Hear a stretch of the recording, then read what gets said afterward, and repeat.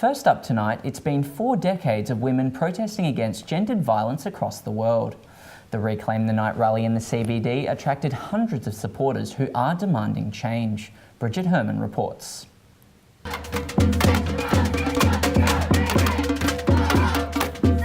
Organisers of this peaceful protest want to give women back the streets of Adelaide. Reclaim the Night started off as a movement specifically about violence against women in public spaces at night, but over the years it's grown into a movement encompassing violence, including domestic and family violence. 57 women have been murdered in Australia this year. There have been 10 murders in October alone. The protest marched from Victoria Square to Tandanya and included speeches, drummers and chants. It's not an invitation to rape me. We're not going to individually do world peace, but we can do our bit to protect women and children. This year marks the 40th anniversary of the rally in Australia. Around 300 people are expected to attend. Yeah, well, what's your excuse for not thinking women should have rights and women should have safety? That's a really hard one to justify. There's been too many murders for too many stupid reasons. Personally, I want to know that I can walk home from work or a night out with friends and know that I'm going to get home safely. Despite the sombre undertone, protesters smiled and waved to onlookers. We're protesting violence, but we're also creating a space where we have fun and make a ruckus and enjoy ourselves as women, and that's a really empowering thing to do. Bridget Herman, UniSA News.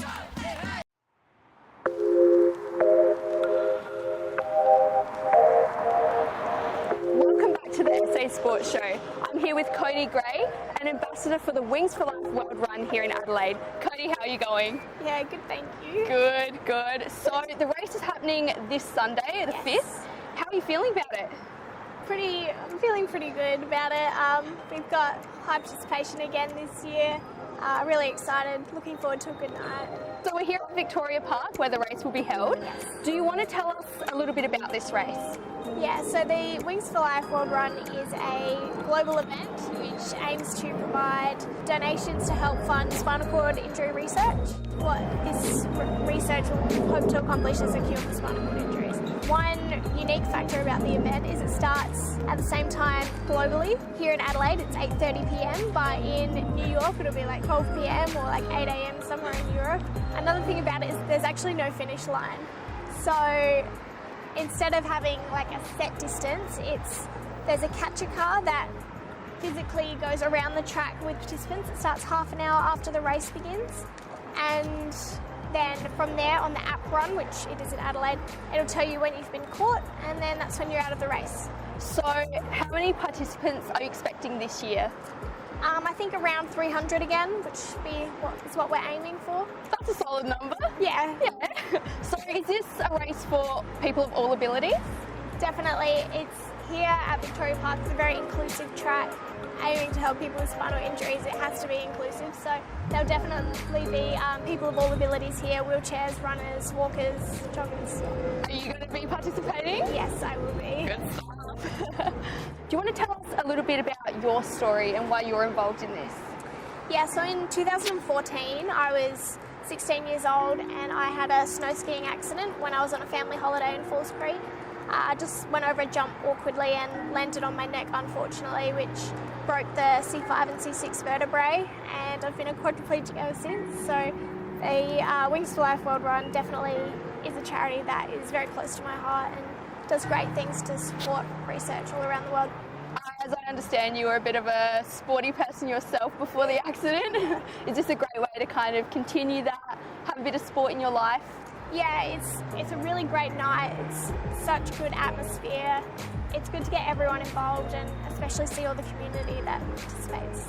Adelaide really gets around it. I think we have the highest participant in Australia for the app runs, and then I think we're like something like 6 globally for the app run participation last year. So that's very impressive. Yeah, it was great. How much are you hoping to raise this year? Hopefully with all the participant fees and extra donations, hopefully somewhere around $5,000 will be great. What happens with the funds that are raised with this event? The Australian donations, 100% of the donations go towards research. So all the Australian donations will go to research in Australia, and the other countries' donations will go to fund spinal cord research in in their own countries. They've actually made some pretty interesting breakthroughs with electrode implanting into the spine, so I'd love to see that make its way to Australia and have Australian participants in the studies and hopefully further developing that to eventually cure spinal cord injuries. Do you see this happening in your lifetime? With the way it's going, potentially, hopefully if we can keep raising money and awareness and funding the research, then hopefully yes. Spinal cord injuries are not something that people know a lot about, and how they do affect people in different ways and different levels of injury. Events like this are really important to raise awareness as well as money, and 100% of the donations go towards the research. So the Wings for Life World Run website accepts donations, and there's a separate page for the Adelaide website. All you have to do is search the Adelaide app run within the website, and there's a Wings for Life Adelaide Facebook page that you can get the link to from there.